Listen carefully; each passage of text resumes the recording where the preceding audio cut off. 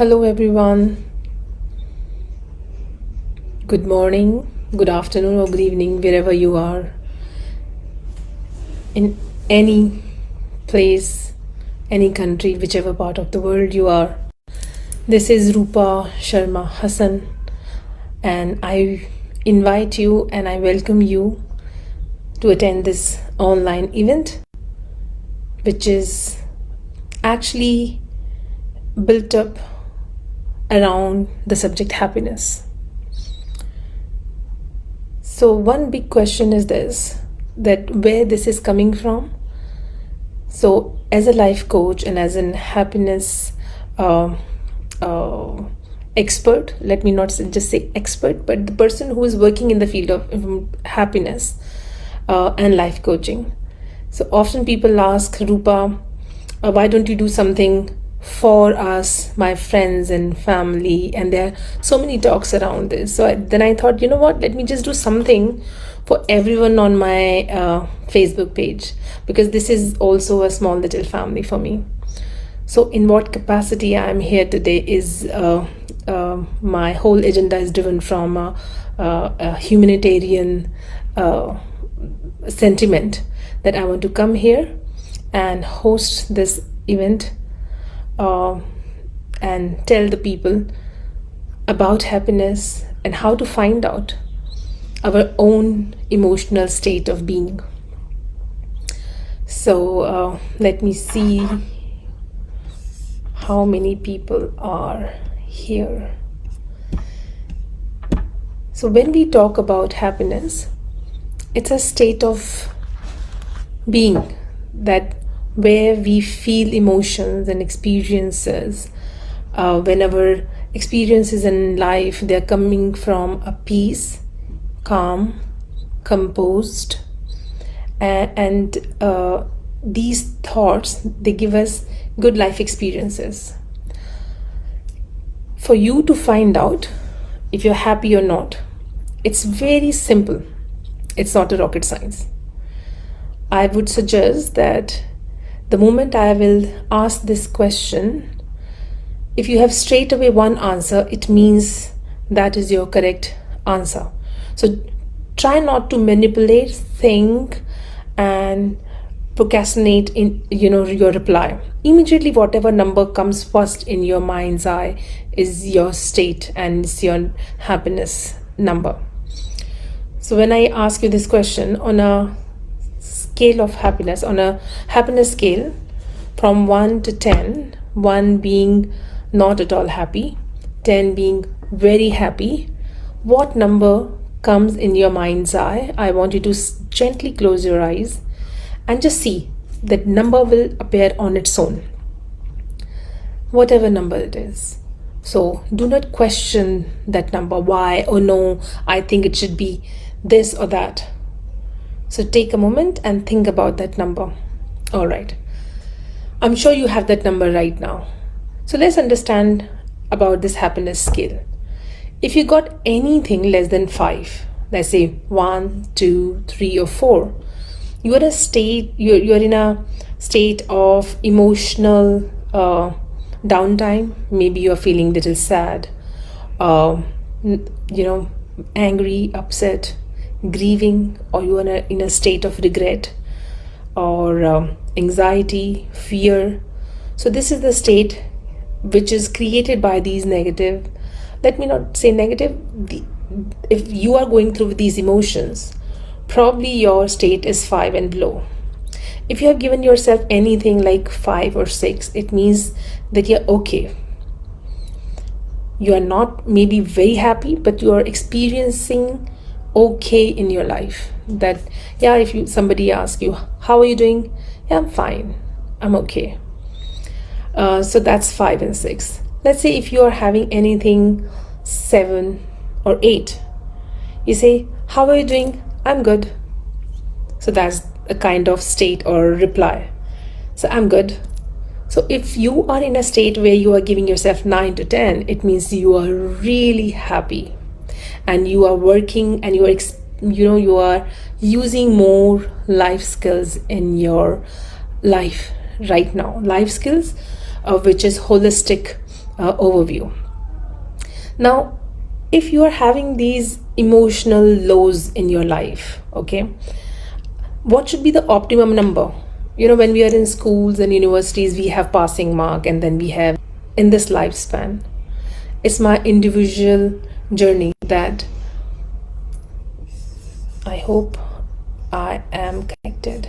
Am I connected? Why I can't see any chat? Is there anyone? Just a minute. So, what should be the target rate, target scale, or what number we should hit to experience that happiness? I think this is all lies inside our own perception of life. We are born to experience the life. We are born to experience all the emotions. There is no harm in feeling sadness, anger, shame, guilt, regret, fear, or pain, because happiness is not a foolproof destination that if I will be attaining the state of being where I'm happy, that I'm not going to experience any of these emotions. What does it mean? When we're happy, we are able to handle these emotions with full resilience, and we are able to overcome without much longer downtime. For example, if I say I'm 10 on 10, it doesn't mean that if today or in the evening somebody comes and yells at me and I'm not going to feel angry and I'm not going to reply back. But however, what does it mean that if I am even having 9 or 10 on the scale of happiness, and something happens of that sort where people trigger my emotions, and I'm going to probably think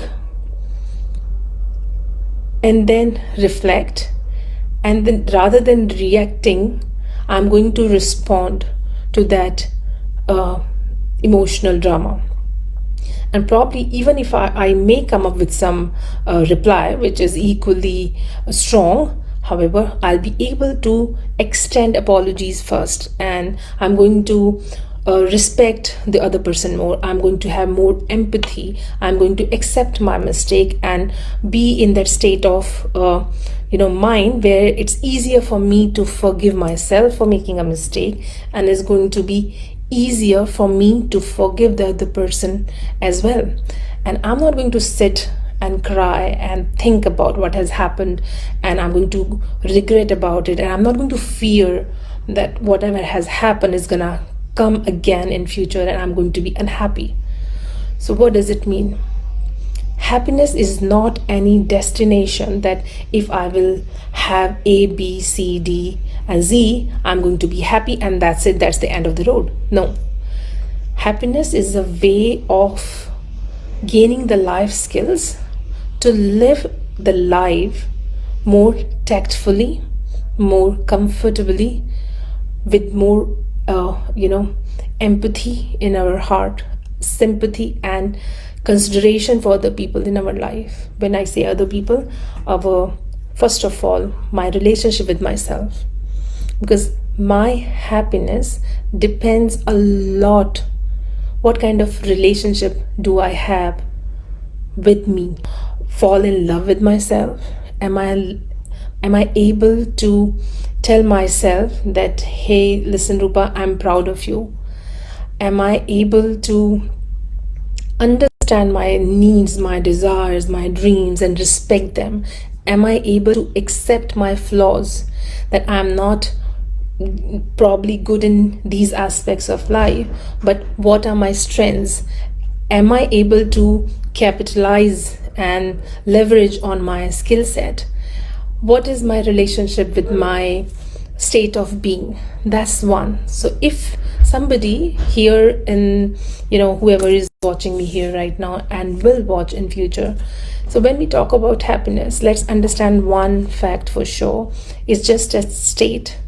If you are experiencing down emotions or low scores on the happiness scale, and you are in that state over a period of time, let's say 1 month, 2 months, 3 months, I think very soon people are going to get into a trap of mental health issues. So, what happens when we are not happy? Let's understand the full state. So, get into a zone where my body is going to react negatively and affect my biological, let's say, biochemistry. So, if I'm not happy, doesn't mean that I'm sad. But if I'm sad, it absolutely means that I'm not happy. Now, let's understand when we are scoring less than 5. When you are saying that I'm not happy and my happiness score that I will give it to myself, which is 1, 2, 3, 4, it means that we are operating on a very negative personal reality. Means my thought processes are in a state of anger, sadness, hurt, shame, guilt, fear, or perhaps anxiety.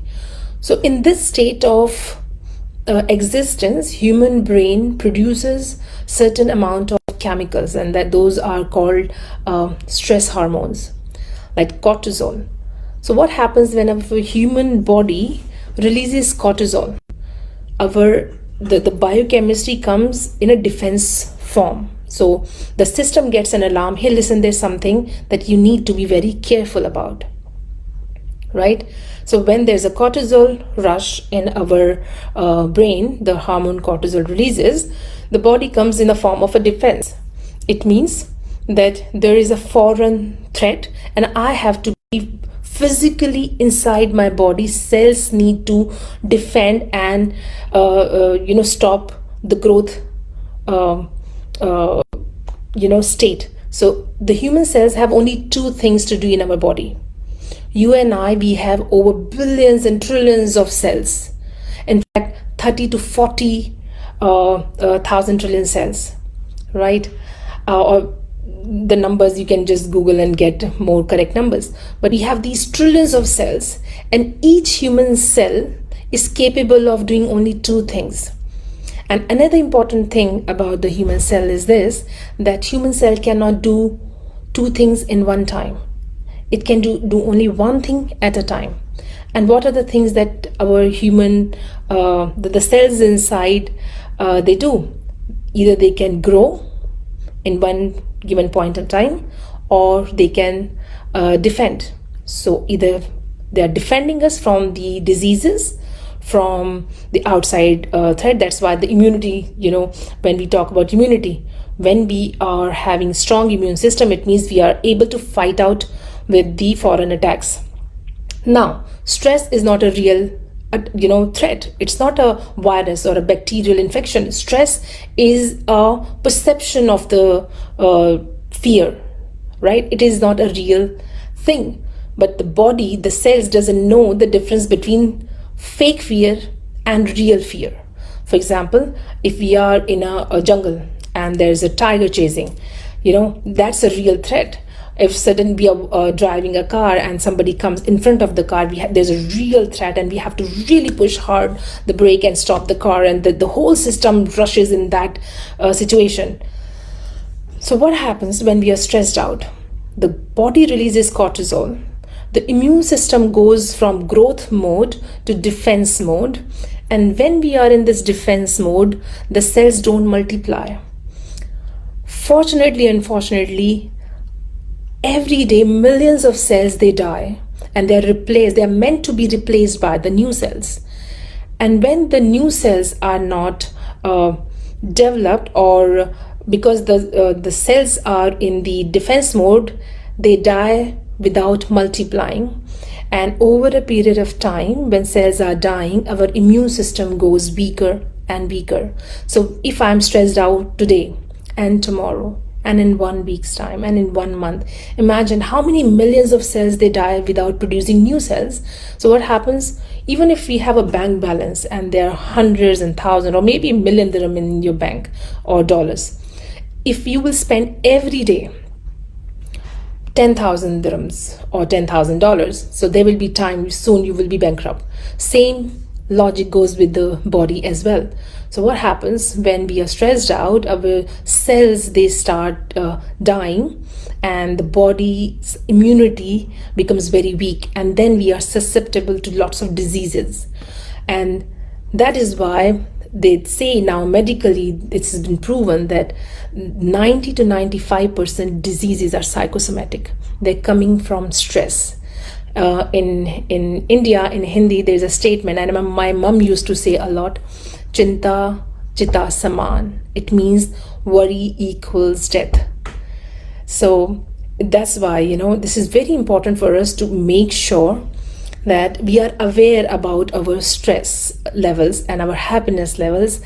And then in case if you are in that zone where you are feeling tired, you are feeling very fearful, anxious, you're not able to get up early in the morning, and you are just literally pulling yourself to the work.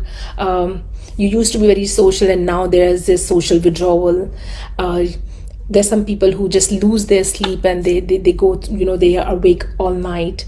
Maybe you were a loner and now you are a social animal. So you are getting into lots of substance abuse probably, and that's called displacement or behavior. So if there's a sudden shift and you are not able to comprehend, and in your heart something is missing and you are in that state, please take some help from experts. You can go and contact the psychologist, counselors, therapists, go and see a psychiatrist. But straight away, I would not advise go to psychiatrist, because people right now, the system, the way it has been designed, it's easy for them to give you the medicines, and then without the, first working on your own thought process. So straight away taking, any medicines without working on your own self is not going to be long lasting. So it's very important for us to have that first self diagnosis, how you are doing. So number one, recap, that if you want to know that you're happy or not, just ask yourself very truthfully that what is your happiness score, and take that number. And then the second thing that I want you to ask yourself is this: what is that state that I really want to be in? Guys, we know that we live here once. We are here on this earth, on the planet earth for once. And the average lifespan of human beings on earth, as per World Economic Forum and WHO, ranges. The most developed countries have higher lifespans, which is really 80 to 85 years of age. The part of the world that I come from, what I got to know, even Delhi's average age has dropped down to 65, and the global average, if we say it is 70 to 75, you're very lucky. But I can assure one thing, we are all sure about our date of birth. We are definitely not sure about date of death. So life is so important that we must focus on the important factors which are very important for us to live a healthy, happy, fulfilled, and purpose-driven life. So there'll be a couple of things that I would like to leave with you guys here, how to start this journey of happiness. So let's understand one thing. It's unfortunate that in this English education system has really taken a toll on the human spirit, because the way we have been taught in the schools, the subjects that we were taught, English, Hindi, math, science, physics, biology, and all those subjects, nowhere in our curriculum in the schools or universities we were told how to live a happy life. Happiness was never ever a important aspect of life, because now I think this is the age of awakening. There are lots of the good people, there's good energetic beings in the world. They are talking about holistic lifestyles. Let's understand what we can do. I can give away some tips for you to have handy help, but before giving you those links and the information, okay, let's talk about what is the most important thing to live a happy life? Number one is a health, right? It's very, very important that healthy body can host a healthy mind, and the healthy mind can actually have healthy thoughts. And when we will have positive, healthy thoughts for ourselves and for the people around us, obviously our actions are going to be driven from those thoughts. And the actions that we are going to take, they are going to bring the results, right? There's another kahavat, the saying and proverb I would like to use from my childhood, कि बोया पेड़ sorry अगर आम का बीज अगर आप बोगे तो आपको आम ही मिलेगा, right? If you are going to sow mango seeds, you are going to reap mangoes eventually. So if we will have the thoughts and the positive intentions behind every thought, definitely nowhere in the world any science cannot deny that if we have positive thoughts, our actions are going to be positive as well. Now it may sound very simple that yeah, it's very easy, that yes, you can have positive thoughts. It's not easy, trust me, it is as simple as that. And I'm telling you from personal experience, and I'm telling you with my professional experiences, having trained thousands of people, coached hundreds of people. I'm telling you this very, very simple technique. Our brain doesn't know the difference between fiction and reality. Our brain takes everything that we say literally. So if we will just get this simple idea how to change our mental dialogue, our self conversation, we can simply change everything around us. And how to do that? Now, just to give you a recap, that the subject that we are talking about here is a health. So when we are talking about health, we'll talk about two things: mental health, and we'll talk about physical health. Okay, so right now I'm talking about mental health. When we say mental, everything is coming from the mind, right? Our mind has different layers. We have a conscious mind, we have subconscious mind, and then we have unconscious mind. So we must know, when I'm saying something which you know is coming from your conscious mind, meaning what's your name, where are you coming from, what's your education, how many people in your family, blah blah blah, everything that you know. What is the capital of India? We all know. Everything that you know is coming from the conscious mind. Now if I ask you, you say, hey listen, I just like mountains, and you don't know why you like mountains. You don't have the answer. Those answers are in your subconscious mind. So your personality is a result, your behaviors are the results of your subconscious programming. Now, how the subconscious programming is done is basically driven from our value system, our belief system, our needs and desires, and how we were raised in our families, our religion, culture, the rules and regulations, the law. All these things, they give us our rights and wrongs. So the subconscious programming is basically responsible for the way we talk, speak, respond, and our likes and dislikes, our rights and wrongs. Everything is driven from the subconscious mind. But in my conscious mind, if I will say that I want to be happy, or I want to be healthy, and I want to get success in my life, it's not going to actually have much impact. To start with, our subconscious belief system is this, that I don't deserve this, and I come from this background, or my family, and it's not good to have this, or it's not good to have that. So how to change this subconscious programming is having a self dialogue, positive self dialogue, especially 2 times of the day. We are in that state, the subconscious gateway opens up when we are in theta brain waves. So the human being can change the subconscious programming two times of the day, naturally we fall into that theta brain waves, where we can have the self dialogue and we can start changing our limiting beliefs and limiting decisions, and we can reprogram them. So what are those two important times of the day? The moment we go on our beds for sleep, the last 5 to 7 minutes in the bed before dozing off, we must start saying that I am a healthy person and I am a happy person and I think positive. I start using those positive self dialogues.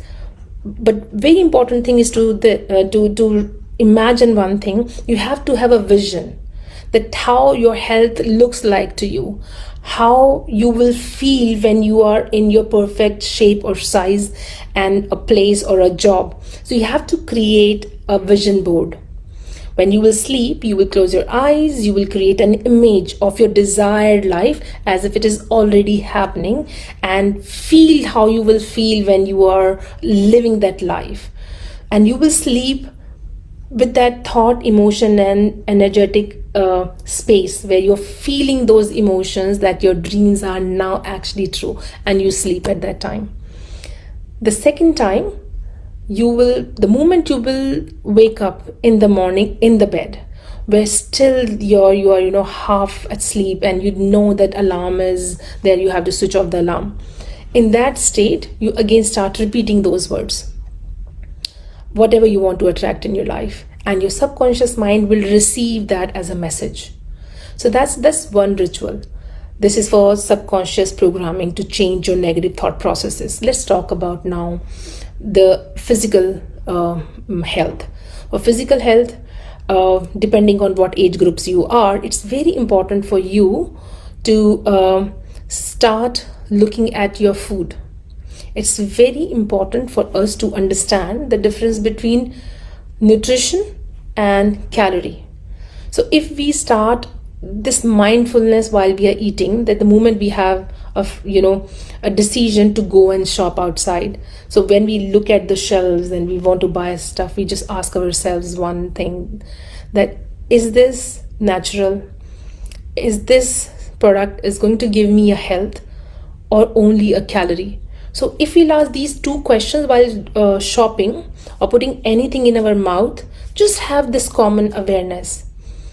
And this simple awareness will make you more mindful. So to start with, you cannot just abort everything and change. Slowly, just start asking these questions and slowly, gradually shift from unhealthy food to healthy foods, more organic food, more cut down on the sugar, cut down on the junk food, fried food. So basically, watching what you are eating. Introduce more nuts in your diet, like walnut is very good for the mental health, and it's very good for the heart as well. Introduce avocado, good fat. Shift from those unhealthy oils to olive oil and healthy oils. So watch your diet. And very important for the physical health is what time of the day we eat. Now there have been huge drama about these frequent snacking, and now the new science and the new researchers are proving that constant nibbling can actually spike our insulin levels, and eventually we can become diabetic.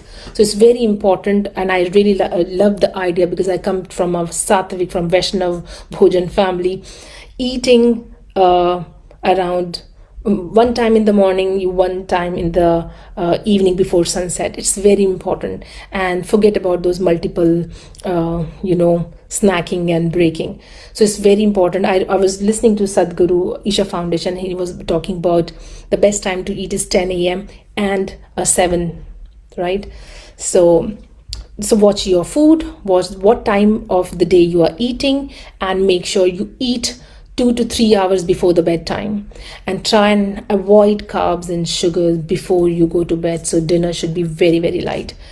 Try to have 30 to 40 minutes of walk every 3 to 4 times a week.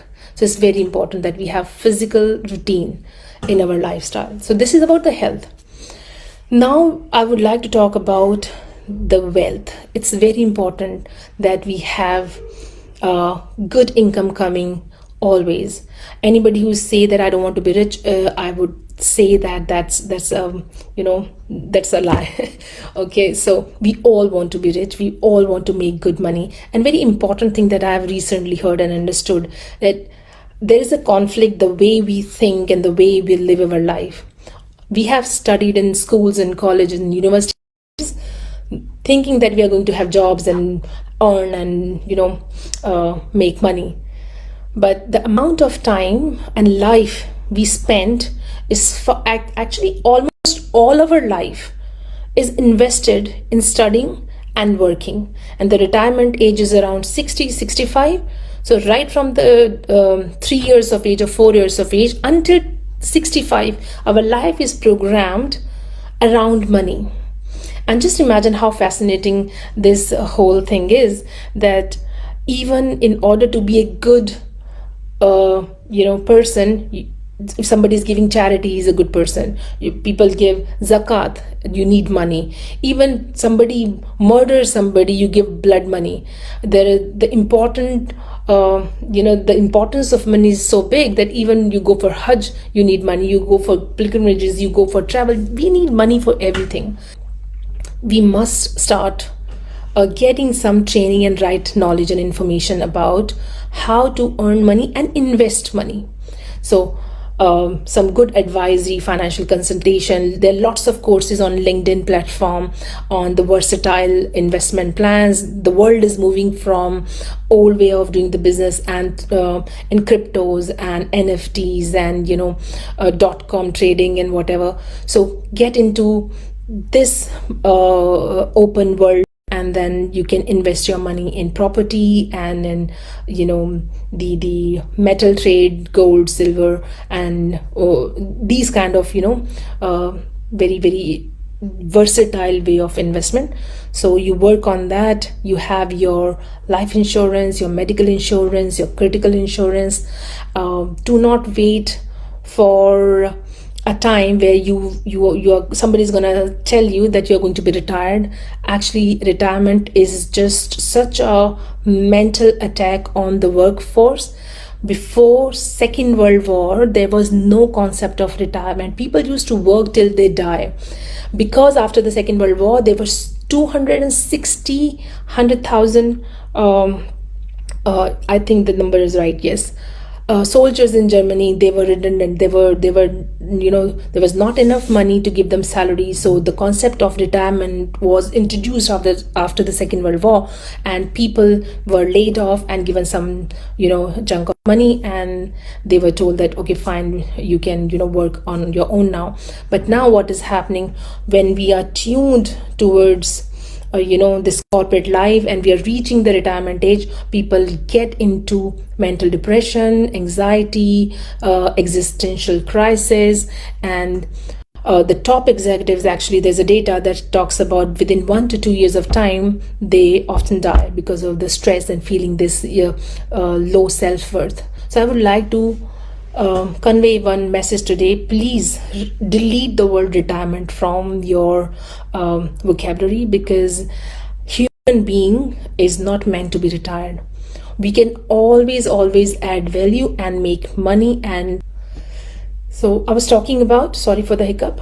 So World Economic Forum has released a skill set which is going to be required in coming 25 years of time, and you will understand that the digital media, social media marketing, all these technical skill sets, but some of the top required skill sets which are required: emotional intelligence, problem solving, decision making, social intelligence.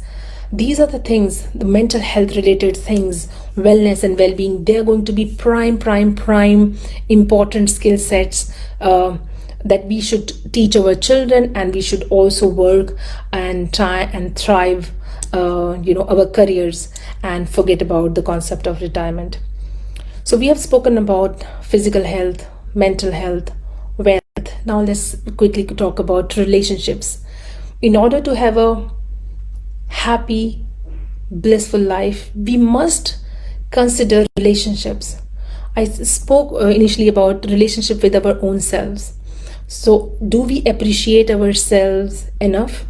All the acknowledgement we ever needed from our parents, from our siblings, from our families, from our society, from work, from school, from university, from neighborhood, from anybody.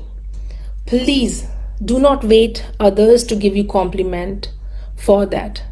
You can have your happiness journal and write those compliments to yourself. I call it write a love letter to yourself. Be proud of your achievements.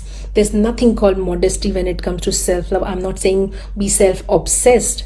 I'm saying that just be humble enough to accept the struggles that you have gone through, the contribution that you have made in your own life and the life of others. So acknowledge it and receive it with all the humility. Receive the compliments by saying thank you. If somebody gives you a compliment, no, it's fine. No. Just say thank you very much. Anybody appreciates you for your looks, for your clothes, for your food, for anything.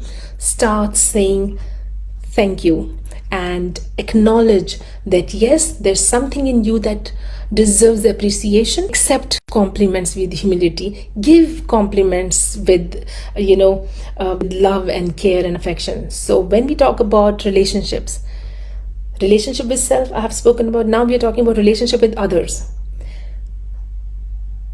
Be thankful for all the contribution that others have made in your life, because without the gratitude and without this acceptance, the contributions that others have made in your life, and if we do not accept and give thankfulness for that and gratitude for that, then we are going to be in a self-depleting state, because our consciousness is pure. And if we are not accepting the good in others and the good done by others, then we are living in a very dark place. So say often thank you to other people. Be nice to other people, with your family members, with your neighbors, with your colleagues, your supervisor, your boss and subordinate. So try and give more, because I've heard a very beautiful phrase right now. It's gainer's gain. The more we give, the more self-worth we increase, the more we receive, because the universe and the law of attraction says the more you will give, the more you will get. So if you want more compliments in your life, goodness in your life, better relationships, start giving compliments, start sharing your fortune, get it involved with charity donations. You can volunteer in different NGOs, sponsor a cause. You can do so many things to improvise your relationship with your family, with your friends, with your community, and with the religion. So the fourth thing that now I will come down to for this happiness journey: pay attention to your health, mental and physical. Second thing, pay attention to your money mindset, relationship with the God. We all know the world majority is a believer. The maximum number of people in this world, the religion, they follow Christianity. Number 2 is Islam. Number 3 is Hinduism. Then we have Baha'i, Buddhist, Jainis, so on and so forth. So we know as a fact now, with the theory of probability, so the most of the world population, they believe in the God. Whatever supreme thing that you wish for, stay connected, because we know the death day is not defined. That can be any day. It's not coming with the guarantee, and there will be a day and time we are going to face that supreme power and be accountable for our actions. And take some time out and stay connected with your higher purpose, higher self, supreme power, the divine existence, anything that you may call it, Allah, Bhagwan, God. Stay some time, 20 minutes in the morning, 20 minutes in the evening, and try to be just connected with your Lord, your God, the divine presence, and just be. Give thanks to everything that you've got. Accept all the things that are coming your way, and forgive everyone that has caused any hurt, in your experiences. Not that probably they deserve, probably you deserve more peace of mind, and you need to move forward with more courage. So forgiveness is a very important aspect in your relationship with your God or supreme power, because if we can't forgive others, we cannot accept forgiveness for all the things that we have done. So let's be fair. So this is where I would like to end and conclude this Facebook live, that pay attention to your life journey, develop your skill sets. If you have children going to school, if you have children going to universities, your relationships at home with your mother, your father, in-laws, or your friends, your spouse, say sorry often, say thank you often. These are the magic words. And try to understand, be more empathetic. I'll give you a couple of tips when you reach the state of heightened emotions, of feeling anger and agitated, and your brain is not in your control and you are in a state of reaction. So I'll give away few tips. So what you can do is very simple. You must have heard this one. Just change the pace you breathe. The moment you feel anger and you know that this is coming up, so just slow down your breath simply. Because when we are angry and we are responding, we hyperventilate. Only reduce the pace of your breathing pattern. So you change from to slow, long, deep breath through your nose, and take that breath directly in your stomach with the backbone straight. Now, in order to do this small little task, if you become expert, you can do it in the middle of the drama when it's happening. Or if you are not trained that enough, you just immediately leave the place. You can go to the washroom, wash your face, drink water, sit down, and just breathe. That's number one. Number two, if you are really feeling panic and you are really in a state of fear, you can do a couple of things. Now notice one. You just do this and just stroke your cheeks, and you will know within less than a minute your anxiety levels will reduce.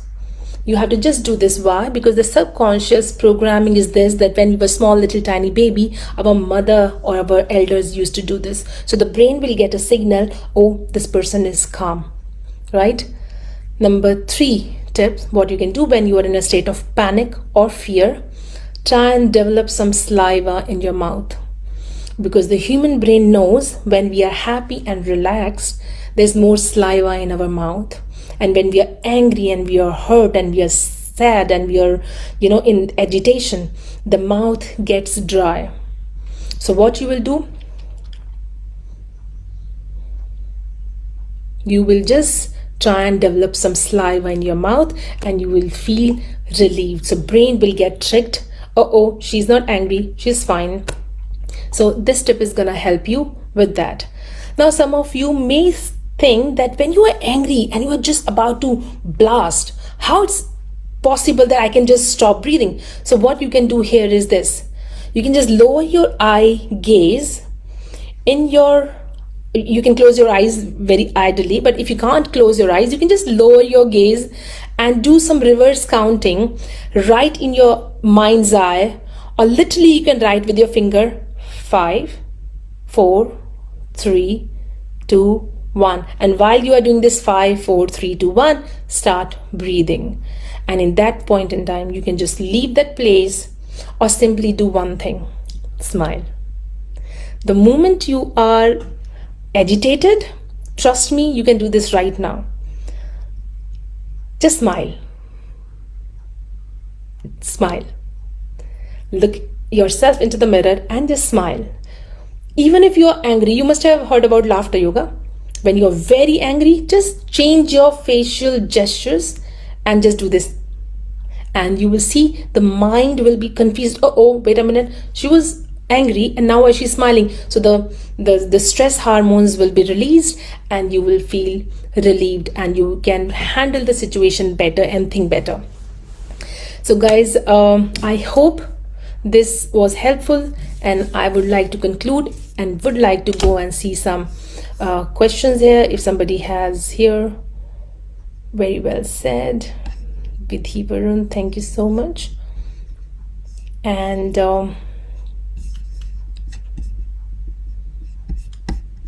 okay,